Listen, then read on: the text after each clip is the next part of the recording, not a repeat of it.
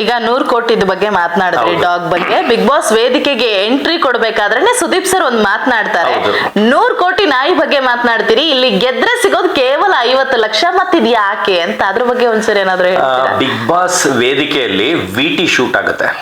VT ಅಂದ್ರೆ ನಂದು ನನ್ನ ಮಗಂದು 100 ಕೋಟಿ ನಾಯಿದು ವಿಟಿ ಶೂಟ್ ಆಗುತ್ತೆ. ಅದ್ರದ್ದು ಪರ್ಮಿಷನ್ ಬೇರೆ ಕಡೆಯಿಂದ ಆಗುತ್ತೆ, ಎಲ್ಲ ಓಕೆ ಆಗಿರುತ್ತೆ. ಆದ್ರೆ ಲಾಸ್ಟ್ ದಿನ ನಾನು ಎಂಟ್ರಿ ಕೊಡೋ ದಿವಸ ನಾಯೇ ಇರಲ್ಲ ಅಲ್ಲಿ. ನನಗೆ ಎಷ್ಟು ಮೂಡ್ ಆಫ್ ಆಗುತ್ತೆ ಅಂದ್ರೆ ಅದು ಕಾರಣ ಆಮೇಲೆ ಹೇಳ್ತೀನಿ.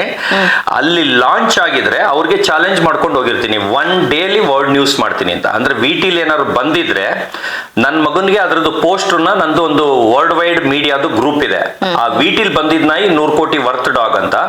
ಆ ನಾಯಿ ಹುಟ್ಟಕ್ಕಿಂತ ಮುಂಚೆನೆ, ಈಗ ಬೇರೆಯವರು ಒಂದು ಪ್ರಾಡಕ್ಟ್ ನ ತಗೊಳಕ್ಕಿಂತ ಮುಂಚೆನೆ ಇದೇ ಪ್ರಾಡಕ್ಟ್ ತಗೊಳ್ತೀನಿ ಅಂತ ಗೊತ್ತಿಲ್ಲದೆ ಇರೋಕ್ಕಿಂತ ಮುಂಚೆನೆ, ಆಮೇಲೆ ಅದು ಯಾವ ಬ್ರೀಡ್ ಅಂತ ಗೊತ್ತಿಲ್ಲ, ಯಾವ ಜಾತಿ ಅಂತ ಗೊತ್ತಿಲ್ಲ, ಏನು ಗೊತ್ತಿಲ್ಲದೆ ಇರ್ಬೇಕಾದ್ರೇನೆ ವರ್ಲ್ಡ್ ನ್ಯೂಸ್ ಮಾಡಕ್ಕಾಗತ್ತಾ? ಆಗತ್ತಾ? ನಿಮ್ಗೆ ಮೀಡಿಯಾ ಅವ್ರಿಗೆ ನಾನು ಕ್ವಶನ್ ಕೇಳ್ತಾ ಇದ್ದೀನಿ.